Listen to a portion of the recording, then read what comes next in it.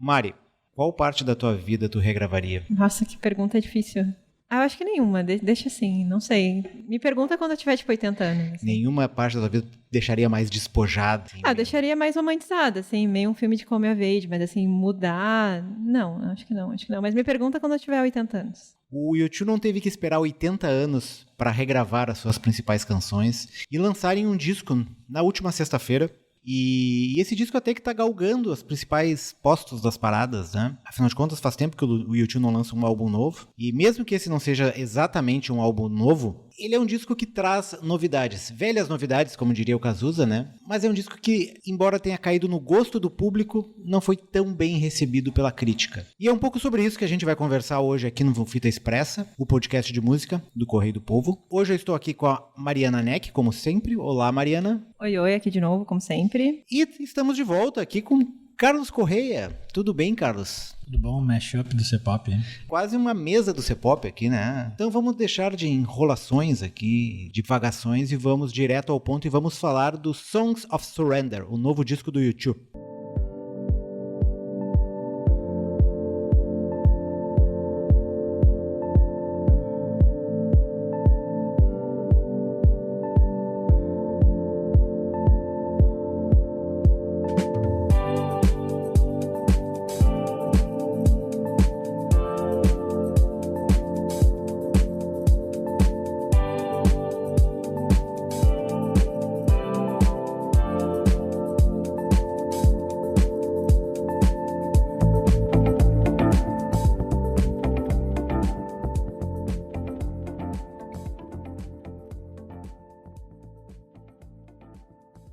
O álbum, como eu falei, foi lançado na última sexta-feira. Traz mais de 2 horas de músicas de uma versão quase acústica, né? É uma vibe meio anos 90, início anos 2000, quase um unplugged MTV, assim, do disco do U2. Ele não é totalmente acústico, porque ele tem guitarras elétricas, tem instrumentos elétricos ali, mas é aquele... coisa meio piano bar, assim, né? Violãozinho, pianinho, né? Uma coisa mais calminha, despojada. Né? Parece aquela coisa que tu vai ouvir, você tá numa churrascaria, assim, né? Exatamente. Um domingo em família, já assim, começamos a destruir o álbum em menos de 5 minutos, assim. Tem gente que gosta, né? Tem gente que gosta desse tipo de vibe, né? Tem gente que curte. E esse é o tom, assim, das críticas desse álbum, embora seja um álbum de sucessos. Não só sucessos, né? Tem muitas músicas ali que são músicas que eles buscaram de... músicas perdidas ao longo da discografia. E eu confesso que eu não sou muito fã do U2, não é uma banda que eu ouço frequentemente. Em linhas gerais, eu não curti muito o álbum, mas tem algumas coisas ali que me agradaram, assim, que não é um caso totalmente perdido. Mas, a minha opinião, eu vou dar depois. Primeiro eu vou deixar o Carlos Correia falar e dar a sua opinião, que eu sei que não foi das mais positivas. Vamos começar com uma boa notícia. Dessa vez, pelo menos, a gente tem que fazer alguma coisa pra ouvir o álbum do U2, né? Não foi que nem a outra vez que eles botaram goela abaixo um álbum via... Quem tinha iPhone um dia pegou o telefone e tava lá, a memória ocupada, porque numa ação do U2 com a Apple, um desses últimos álbuns aí dos anos 2015 pra cá, tava baixado de sopetão, tu não tinha opção de não querer o álbum, né? E o pior é que o álbum era ruim, né? Porque eu gosto de U2, mas, assim, eu gosto bastante do U2 dos anos 90 ali, até o começo dos anos 2000. Confesso que antes eu conheço as conhecidas e acho que depois de 2000 e 2001, quando eles lançam o All That You Can't Leave Behind, que é o álbum que tem o Beautiful Day, eu acho que de lá pra cá eles não fizeram nada relevante, assim. Mas nada era tão ruim que nem esse novo álbum. Até não acho que ele seja churrascaria, mas ele, pra mim, é assim, é um barzinho na praia, assim, que vai ter uma galera pouco exigente dizendo, nossa, que ótima versão que esses caras fizeram. E não, eu acho que dá pra saudar também a decisão do Adam Clayton e do Larry Mullen Jr., né, que é o baixista e o baterista, que não embarcaram nessa barca aí, né? Não sei se eles estão citados, creditados ali, mas não tem bateria praticamente nenhuma das 40 músicas. O baterista tá meio mal, né? Parece que tá fazendo um tratamento. Na real, pelo que eu li, isso é um projeto mais do The Edge, um projeto de... Tanto que os dois estão dando entrevista. Né? É um projeto de lockdown do The Edge, assim, aquelas coisas meio discos de pandemia que ainda estão saindo, a gente já passou a fase crítica da pandemia. já demorou, né? Já tinha que ter saído. Pessoal meio lerdo aí. É um disco de pandemia que o The Edge gravou, daí chamou o Bono pra cantar. O marketing tá grande, né? Tem um documentário, um programa, né? Tá na capa do Disney Plus, né? Tu abre lá, tu quer tranquilamente só olhar o episódio da semana do Mandalorian. Aquela coisa tosca. Tá lá o terceiro episódio, eu gostei. Tá lá a cara do Bono e do The Edge sendo entrevistados pelo David Letterman. Mas enfim, vamos lá. Falando sobre o disco. Cara, eu acho que são versões muito ruins. São as versões assim de barzinho mesmo.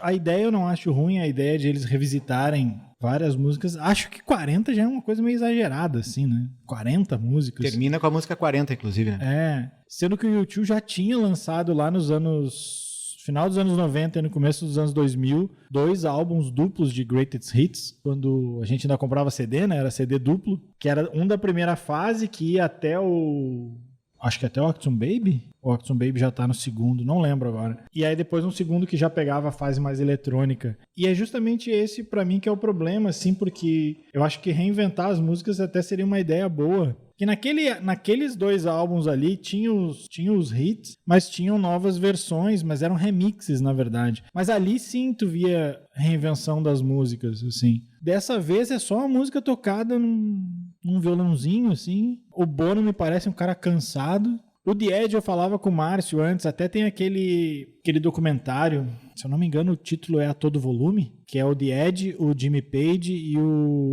Jack White falando sobre guitarra e tal. E ali fica bem claro que, assim, ao contrário do Jimmy Page e do Jack White, o The Edge é um baita guitarrista, claro. Mas, assim, ele não é um virtuose da guitarra que nem os outros dois, principalmente que nem o Jimmy Page, né? O próprio Jack White, acho que o Jack White queria mostrar muito ali como ele tocava guitarra, então vou tocar de um jeito diferente, eu vou fazer minha guitarra. Mas o The Edge é um cara que, e eu não falo isso como crítica, falo só como característica, é um cara que o estilo dele se dá muito pelo uso que ele faz dos pedais, guardadas muito as devidas proporções, mais ou menos o que o Tom Morello faz no Rage Against the Machine e no Audioslave. Mas assim, é um cara que sabe o que tirar. Ele sabe exatamente o que tirar dos pedais, dos efeitos, do delay, enfim, dos efeitos. E tanto que naquele documentário, eu acho que ele tá falando de Vértigo, a música, eu não lembro, é o riff. Que ele diz que chegou pra banda e disse assim, esse é meu novo riff. E o riff, com a guitarra clean, nada mais era do que tim-tom,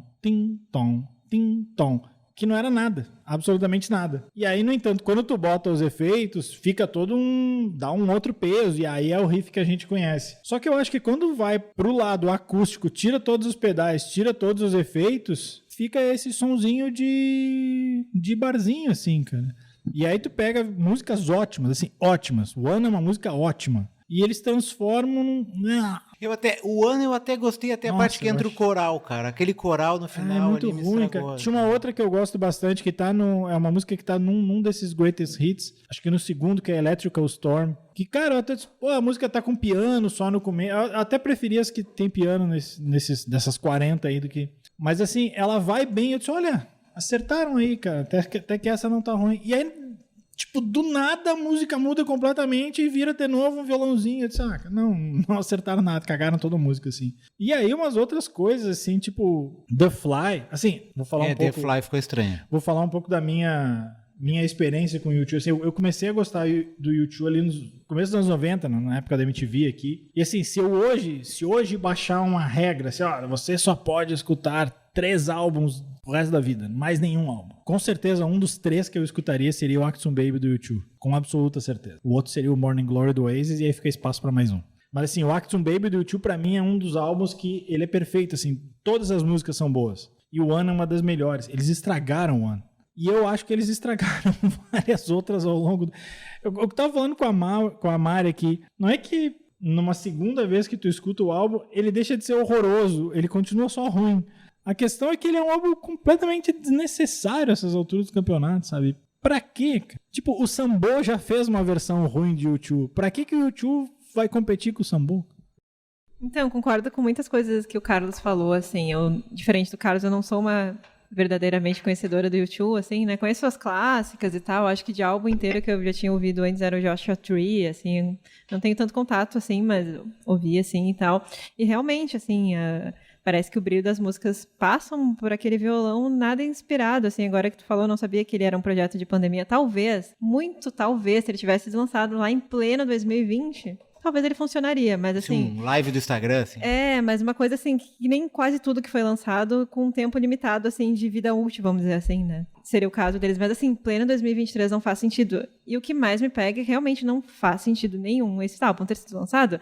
A impressão que me passa é que eles acordaram um dia assim, vamos lançar as músicas desse jeito mais acústico e tal. Meio sem necessidade, assim, um negócio que não tem nem, tipo, apelo... tipo, de indústria, assim, eu acho, assim, eu sei que as pessoas estão falando dele, até porque veio um documentário e tal, mas, assim, não é algo que seja valioso, tipo, eles não vão conquistar novos fãs, assim, não vai ter um comeback do amor pelo YouTube, que tava adormecido, e tudo mais, assim, então, pra mim, não me pegou tanto, assim, eu não gostei de nenhuma versão das que eu conhecia, eu achei as originais, obviamente, melhores, assim, mas realmente não é um álbum horrível, é um álbum ruinzinho, ok. E é isso, assim, eu acho que ele é super descartável, assim, não tem nem, assim, é isso. Tu ouve, tu fica, tá bom, eu entendi, nada mais eu tiro disso. E é isso, assim. Assim, o U2 se tornou uma banda, como tantas outras bandas que são marcas, assim, né? Se for pegar o próprio os Stones, o Kiss, o Foo Fighters está se caminhando para isso. Essas bandas que o elas... Coldplay, assim, né?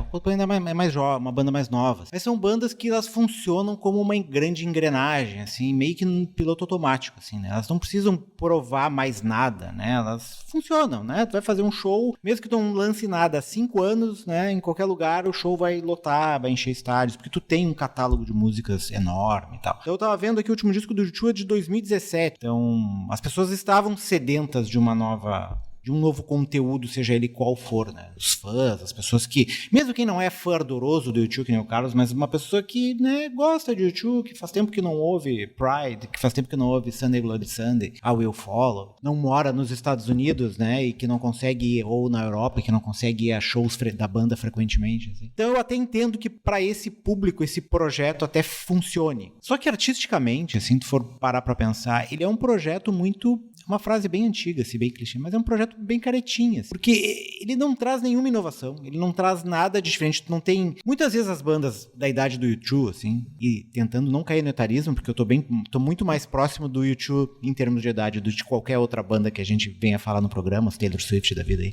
E os U2 da vida, eu falo do U2, mas pode falar de qualquer outra dessas bandas de mais idade, assim, com 60, 70 anos, o Bono tem 60 e poucos, o Dead também. Quando eles querem incluir elementos eletrônicos, como eles já fizeram lá, às vezes funcionam, às vezes pode parecer uma coisa estranha, mas pelo menos tu arrisca. E ao arriscar, tu pode atingir um nível, né? E eu falo de eletrônicos, pode ser qualquer outra coisa. Ou tu pode até voltar no teu passado. Às vezes os Stones gravam um disco de blues, assim, que é um disco tradicional, assim, meio feijão com arroz, mas funciona porque é onde a banda tá calcada. Mas quando tu faz isso, né, que é simplesmente uma versão acústica, nada inovadora, nada, né, só um pianinho, é aquilo que a Mari, eu acho que o Carlos também disse, assim, tu acrescenta o que na discografia da banda e no que tu arrisca, né? Tu não arrisca absolutamente nada, tu simplesmente vai, né, no certeiro, assim, tu vai apostar num Greatest Hits. É quase uma versão, como eu falei no começo, Unplugged. Eu lembro que os Stones, em 95, eles gravaram um disco que era uma vibe um pouco parecida com essa, mas aí era ainda a época dos Unplugged, né? Que era o Strip It, exatamente. Era um Unplugged, só eles não queriam dar dinheiro pra MTV. E eles queriam usar guitarra, tinha guitarra elétrica, tinha alguma coisa elétrica ali. E era uma coisa mais ou menos parecida, eles pegaram, só que eles buscaram algumas músicas ainda mais obscuras da carreira que eles não tocavam, e depois até começaram a incluir nos shows, tinha Let It Bleed, mas tinha uma versão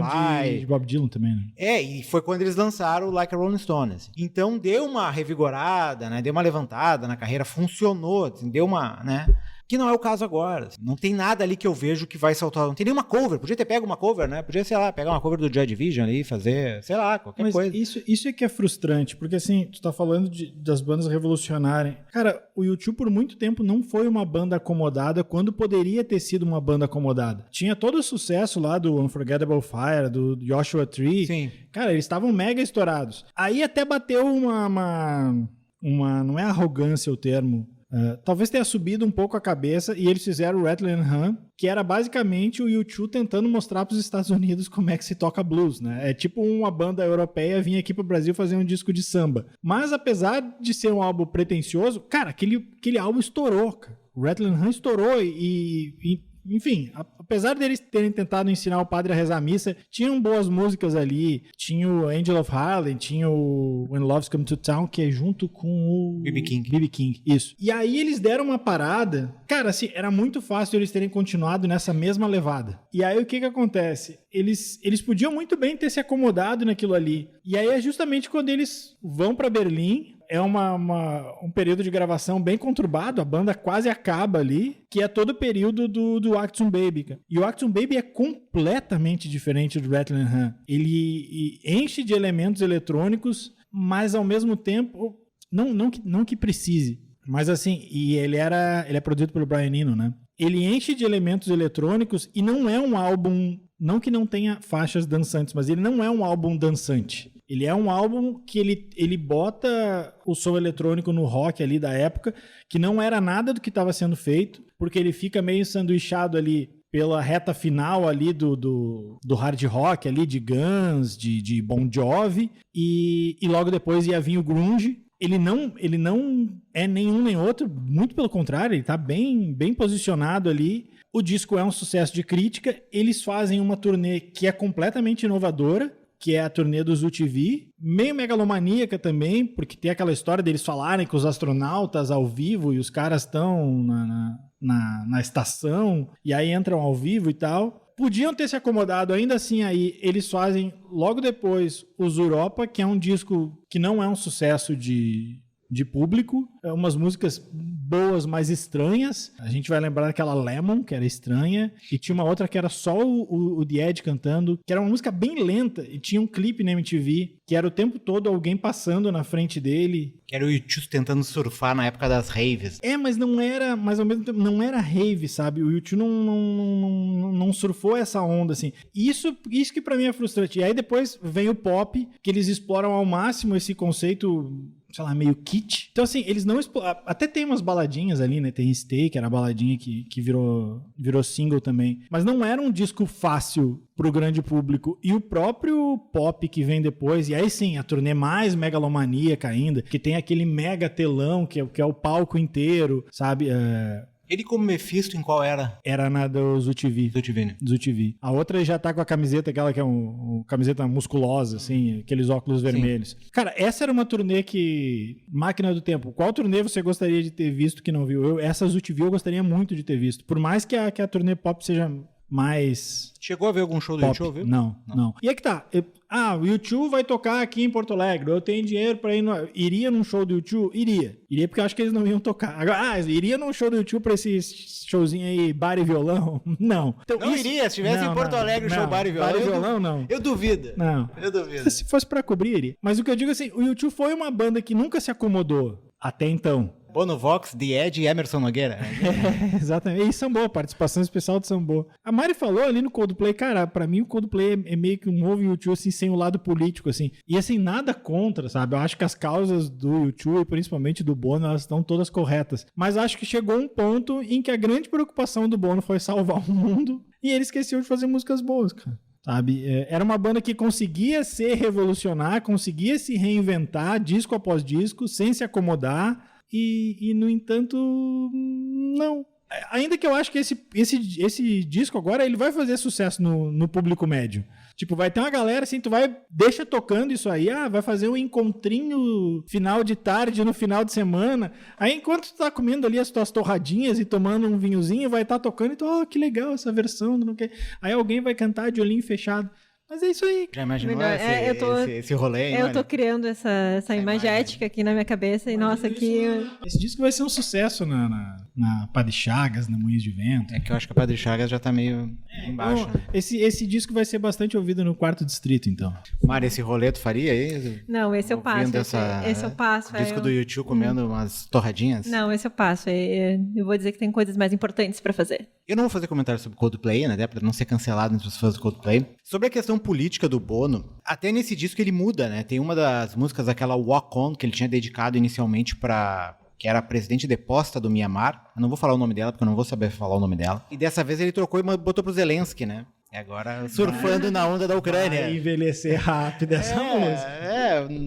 Obviamente, daqui a pouco ele lança um outro, daí uma versão cool jazz, assim, das músicas do U2 pro novo herói político da moda, assim. Mas é um pouco fruto dessa geração. Assim. Como envelhecer fazendo rock com dignidade. Assim. É um desafio. É um desafio que cada uma dessas bandas escolhe um caminho. Assim. Não é à toa que os Stones estão há 6, 7 anos, sei lá quantos anos, tentando, desde que o Charlie Watts era vivo, o Charlie Watts já morreu há 2 anos, tentando lançar um disco novo. Poucos são aqueles que conseguem ser prolíficos e lançarem discos com regularidade, assim.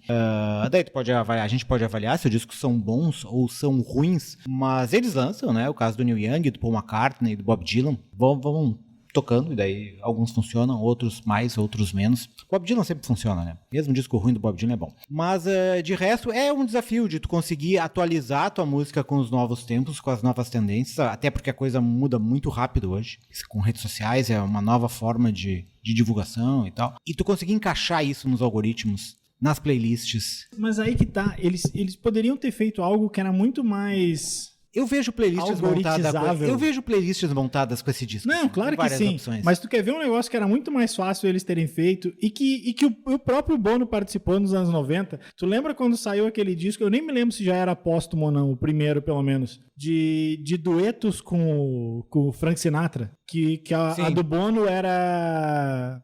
I've Got You Under My Skin. Uhum. Eles pegaram um monte de gente, não botaram no estúdio com o Frank Sinatra. Eu não me lembro se o Frank Sinatra já tinha morrido ali ou não. Mas enfim, eles fizeram eles reinventaram as músicas com participações, que na época era duetos, hoje seria featurings, né? Cara, o YouTube poderia ter feito um disco com 20 músicas de featurings. Bota lá, YouTube featuring Beyoncé, YouTube featuring Taylor Swift, featuring Billie Eilish. Cara, ia bombar muito mais, ia ter algum ar de frescor ia ter. Mas aí entra o ego, né? Porque no momento que tu entrega uma música do YouTube pra Billie Eilish, provavelmente a Billie Eilish vai tornar a música do YouTube uma música dela. Os dois e não uma música. Não, ok, mas aí tem a questão da autoria, né? Porque ali, o One, tu pode até não gostar, mas ainda é uma música do YouTube. Quando tu entrega o One, pra quem que a gente poderia entregar o One? Vamos fazer um exercício aí de... Pra Adele. Tu entrega o One pra Adele, vai virar a música da Adele.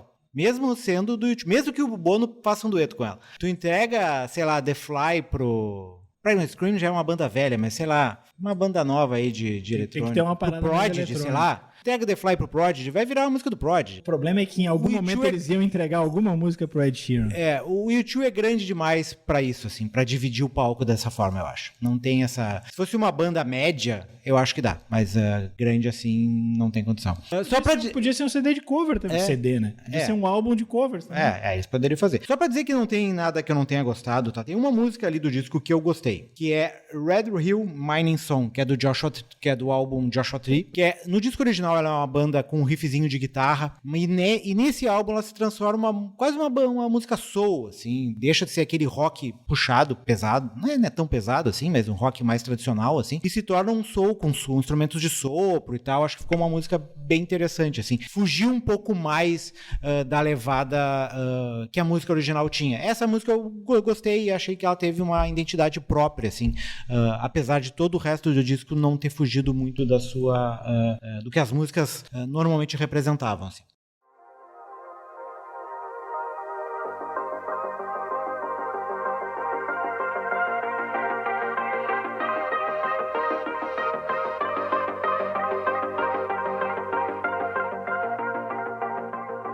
Saindo um pouco do YouTube, a gente fez um exercício aqui de imaginação, não tanto de imaginação, mas de recuperação, na verdade, e lembrou de outros artistas aqui que também fizeram regravações, assim, por motivos diversos, alguns para fugir da gravadora, outros para reinventar as suas próprias canções, e vamos citar alguns deles aí. A Mariana tem a sua lista em mãos, preparadíssima aqui. Sim. Não poderia deixar de falar da Taylor Swift, óbvio, né? Porque que não. É o bingo do Fita Express. Toda oportunidade é uma oportunidade, mas aqui eu tenho um contraponto. A gente faz um shot toda vez que ela fala... Suquinho de laranja. Que, como eu falei ali na minha parte do YouTube, que eu não vi sentido nas regravações do YouTube, eu vejo na Taylor Swift por questões jurídicas e pessoais e tudo mais, né? Pra quem não sabe, a Taylor Swift assinou um contrato com a gravadora Big Machine quando ela começou a carreira dela, né, lá em 2000 e poucos. Depois de 13 anos, isso se rompeu. E ela produziu, durante esse tempo, 6 álbuns. E ela detinha os fonogramas dela, assim, né, que são os famosos conhecidos como masters, assim, né, que são gravações da música em si, que são basicamente, né, o arquivo que é reproduzido no streaming, no CD, no disco de vinil, whatever, sabe o que for. E a letra e a composição podem ser separadas desses masters, o que foi o caso da Taylor Swift, né? E nesse contrato com a gravadora, ela assinou e vendeu os masters também, o que é bizarro. Ela basicamente não leu o contrato que ela assinou, uma jovem camponesa, né, não conseguia ver os trâmites da indústria. Era adolescente quando começou, né?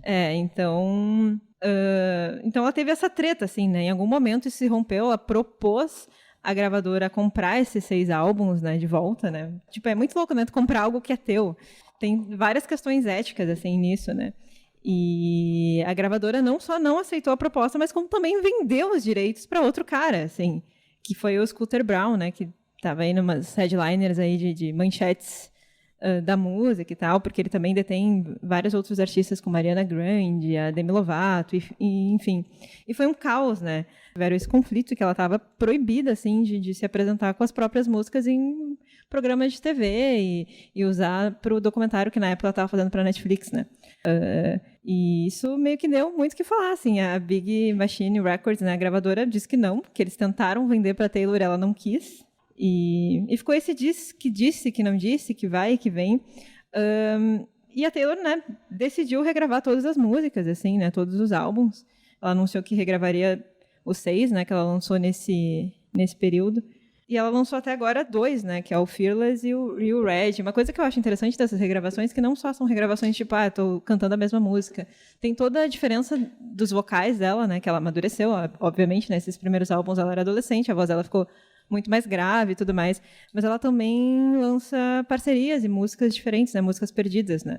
No Red, por exemplo, ela fez um feat com a Phoebe Bridgers, né, com uma música Nothing New, que é ótima, e lançou uma versão de All to All de 10 minutos, que já era icônica na carreira dela, na versão original, que eu acho que tem uns 6 minutos ou 5, e nessa com 10. Então, tipo, ela sempre tenta trazer algo a mais, músicas perdidas, versões um pouquinho diferentes e feats novos, que é um jeito de capitalizar isso no sentido de indústria, mas também de não ser só algo sem sentido, assim. Tipo, regravei, ninguém vai ouvir, todo mundo vai ouvir o original, mas ela tenta fazer isso ser mais atrativo, assim, pros fãs ou para quem tá chegando agora, que eu acho meio difícil, mas enfim. Então, acho que isso realmente eu vejo um motivo maior, assim, e a ideia é relançar todos, né? Ela só relançou 2. Dizem que ela vai relançar o Speak Now agora, mas ainda está em análise, né? Porque ela está em turnê, né? Uma mulher ocupada, né? Sim. Tá aqui o caso do Ozzy, né? Que ele não regravou todos os discos, ele regravou parte dos discos. Ele regravou o baixo e a bateria dos 2 primeiros discos, porque a Sharon resolveu entrar na justiça contra a Sharon, que é a mulher e empresária do Ozzy, né? Resolveu entrar na justiça por causa de royalties contra os 2 integrantes originais da banda solo do Ozzy, que era o Daisley, o Bob Daisley e o Mike Kerslake, se eu não me engano é Mike o nome dele, que era o baixista e o baterista. E daí o Mike Bordini, que é o baterista do Faith No More, e o Trujillo, que é o baixista, que é baixista do Metallica, tiveram que regravar essas 2 partes. O Ozzy dá entrevista dizendo que ele não sabia nada, não se metia, era coisa da Sharon, sabia que tinha uns problemas com royalties, mas ele, né, aquele jeito perdido do Ozzy de ser. Mas daí esses 2 discos tiveram 2 instrumentos regravados por causa dessas brigas judiciais e questões de... Mais recentemente, Mari, já emendando rapidinho, depois eu te passo de novo, teve esse bootleg series novo do Bob Dylan. Olha aí, ó. Claro que não ia faltar. Óbvio, que a gente pode linkar também com o YouTube, porque um dos produtores desse último disco que foi lançado na Bootleg Series, que é o Time Out of Mind, é o Daniel Lanois, que também foi produtor do YouTube, de alguns discos do YouTube. E como esse disco aí em 97 teve algumas disputas artísticas entre os dois e brigas sobre como as canções deveriam soar e tal, e blá blá blá. Embora tenha sido um disco extremamente premiado, ganhou o Grammy de melhor do ano, enfim. Dessa vez, quando eles lançaram uma nova versão, lançaram as versões, os outtakes e versões ao vivo, etc., mas também lançaram uma nova versão do disco sem as firulas sonoras que o Lanois meteu no disco. Não tem os reverbs, não tem os ecos, não tem muitas das coisas que muita gente, inclusive Bob Dylan, acham que tirou o caráter mais rústico, mais, como é que eu posso dizer, mais roqueiro do álbum, assim, deu um caráter mais etéreo, assim, para aquelas canções, assim. Eu gostava já do disco original, ouvi esse, gostei também, não acho que nenhum dos dois tem grandes defeitos, assim. Mas eu sou um pouco suspeito para falar, né? De qualquer forma, essas regravações me parecem meio sem sentido, com exceção dessas questões de disputas judiciais. Não que eu defenda a Sharon, mas a questão da Taylor, ela tem um sentido um pouco mais relevante, assim. Mas para mim, muito mais importante, mais necessário do que essas regravações são as formas como as músicas são montadas, né? São gravadas, esses outtakes, assim, né? Que são quando os artistas lançam as músicas ainda em sua fase de gestação, coisa que saiu com os Beatles agora no Get Back, que o Bob Dylan lança, e outras bandas também costumam lançar. Eu acho que isso dá um vislumbre muito maior no processo de gravação e no processo artístico e de artesanal de como tudo é feito, do que propriamente tu chegar e pegar uma música que já está consagrada e fazer ela de novo por mero capricho ou por uma questão de atualização musical, sei lá. Enfim. Sim, eu concordo também. Acho que seria legal se todos lançassem esses takes, assim. Porque é legal. Deles, alguns, porque é legal ver esse processo criativo. E a segunda que eu botei aqui na lista, breve, né, é a Nico, né? A Nico teve uma treta gigante na gravação, né? Na verdade, ela é bem caótica, né? Enquanto viva, ela teve uma vida muito conturbada, tanto nas carreiras de artista, né? Ela era atriz também, quanto na vida pessoal, né? E lá no final dos anos 70, ela queria lançar um projeto novo, assim, lançar um álbum, e ela foi atrás do seu ex-companheiro de banda, né, o Lou Reed, para tentar fazer ele produzir o álbum e ajudar ela, né? Dizem que ela não era uma grande musicista e tal, mas ela tinha ali o molho para entregar as coisas que ela fez, que ela tem uma carreira solo muito interessante, bem à frente do seu tempo, assim. E ela se hospedou ali com o Lou Reed em Nova York e tudo mais, e só que foi muito tensão entre os brothers, aparentemente. Eles brigaram o tempo todo. O Lou Reed passou o tempo todo lá humilhando ela e fazendo um tipo de tortura psicológica. E a Nico, muito abalada, desistiu de tudo, assim. Teve um momento ali que ela desistiu da música e ela voltou a ser atriz. Ela começou a fazer uns filmes meio estranhos ali com Philippe Garrel, não sei se é assim que se pronuncia, e se afundou nos vícios de droga, assim, que era algo que ela lutou durante toda a vida, né? E lá nos anos 80 ela resolveu meio que timidamente começar a fazer alguns shows ali na Europa, entre Londres e Paris, e resolveu vou lançar um álbum. E aí assinou com uma gravadora francesa lá. E ela gravou, só que deu uma confusão bizarra, assim. Na época, rolou uma briga da Nico com as pessoas dessa gravadora, e as pessoas estavam envolvidas ali nos instrumentos, né, que tocaram para ela e tal. E, no caso, virou meio que uma briga de times, assim. O pessoal do lado da Nico disse que a gravadora subornou a Nico e roubou os masters da Nico, para meio que se deter ali dos direitos autorais da Nico. Não que eu acho que venderia muita coisa, porque eu acho que nessa altura a Nico não valia um centavo, assim. Eu acho que é uma artista que foi revivida e revisitada com o passar do tempo, assim. Eu acho que ela chegou nesse status, assim, de ícone, de ver quão importante ela foi para a música muito depois do que ela fez, assim. Eu acho que até durante o Velvet Underground ela era meio subestimada, assim. Tanto que ela foi expulsa da banda, né? Não sabia cantar e tudo mais. E aí teve essa treta toda rolando, e a Nico não gostou da primeira versão do álbum, regravou e lançou. Daí ficou essa questão. Tem duas versões desse álbum, que eu não falei o nome ainda, né? É Drama of Exile. A primeira versão foi lançada em 81 e a segunda em 83. A primeira é mais crua, não tem muita coisa, e a terceira é realmente a principal. Então, aí dá para escolher o seu favorito. Assim, escolha seu lutador desse álbum. Mas, no fim, ficou Elas por Elas. Assim, só vale pela história curiosa, assim, de saber que o pessoal estava brigando por nada, assim. Eu acho que era um tempo tão louco, as pessoas tão, infelizmente, afundadas no vício de droga, que acharam que vamos brigar por causa de nada e lançaram 2 discos iguais, com algumas diferenças de instrumentalização e produção, assim, basicamente. Carlos Correia, imagina se ursos resolvessem lançar discos. Não sei, mas o que o urso faz no filme, a maioria dessa galera faz também. Faz também.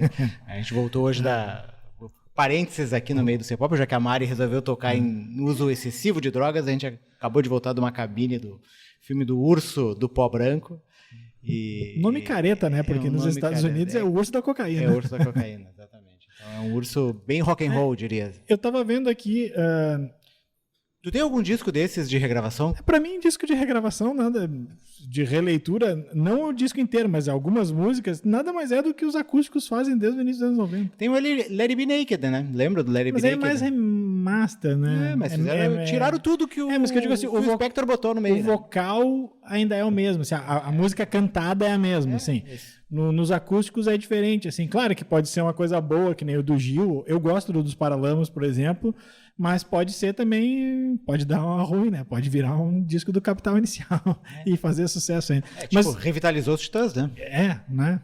Olha o perigo que se corre com isso aí. Olha o risco que se corre com esse tipo de coisa.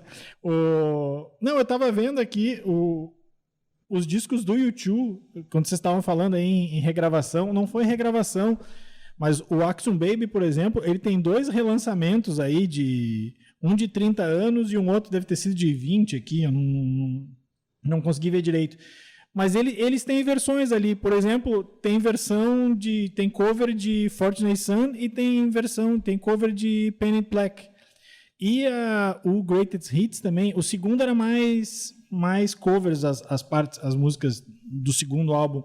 O primeiro tinha muita cover também, e esses dias eu até estava comentando com o Márcio. Uma delas é Everlasting Love, que fazia bastante sucesso também, e a outra é por onde eu conheci essa música, que é Dancing Barefoot, que agora é a música de abertura, na versão original da Pat Smith, é a música de abertura do Daisy Jones and the Six, que é a série aí a versão para TV, mais ou menos. É um quase famoso, meio genérico aí da Amazon.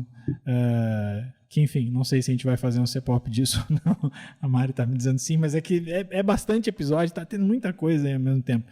Mas, enfim, só a título de curiosidade. O U2 já gravou aquela música, é uma versão bem honesta, assim, cara. Era melhor quando o U2 fazia covers pra fazer uma hora extra aí, em vez de fazer esse banquinho violão aí com torradinhas. Tem que ver agora se vamos ter turnê desse show com show de torradinhas, né? Imagina piano bar. Assim, eu não vou citar os nomes dos bares aí para não me incomodar, mas a região a gente sabe onde é que seria. Piano bar, assim, seria divertido, né? Engraçado. Tu falou em Painted Black do U2, eu me lembrei que em John Wick também tem uma versão de Painted Black francesa. Tava tentando procurar quem é que canta aquela, quem é que toca, qual é a banda que tá tocando ali. Mas eu achei divertida aquela versão na cena do John Wick 4, assim, que tem um... é verdade, né? No final, numa parte em que eles estão em Paris, né? No Arco do Triunfo ali, tu começa a tocar Painted Black. Só que é uma versão francesa, não é a versão dos Stones. Que é a DJ que tá botando som, né? Isso, uma coisa meio armação ilimitada ali. Esses dias alguém falou que o Chico falou, né?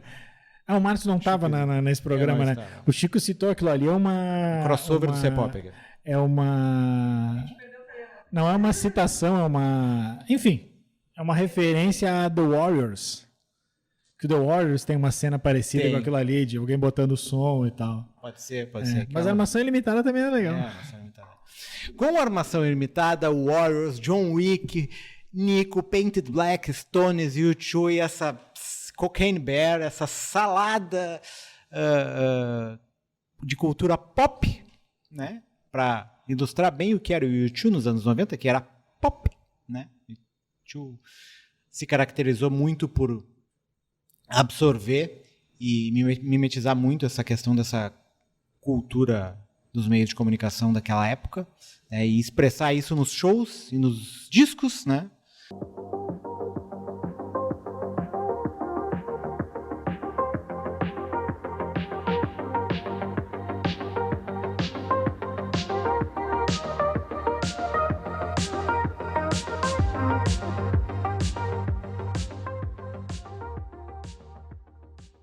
A gente encerra o C-pop dessa semana. Opa! É muito pop!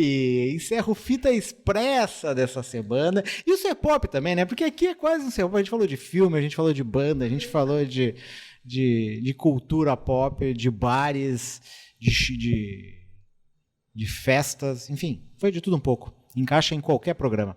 Só não encaixa no Direto ao Ponto. Voltamos na semana que vem com mais um episódio, um pouco menos diversificado. E até lá, pessoal.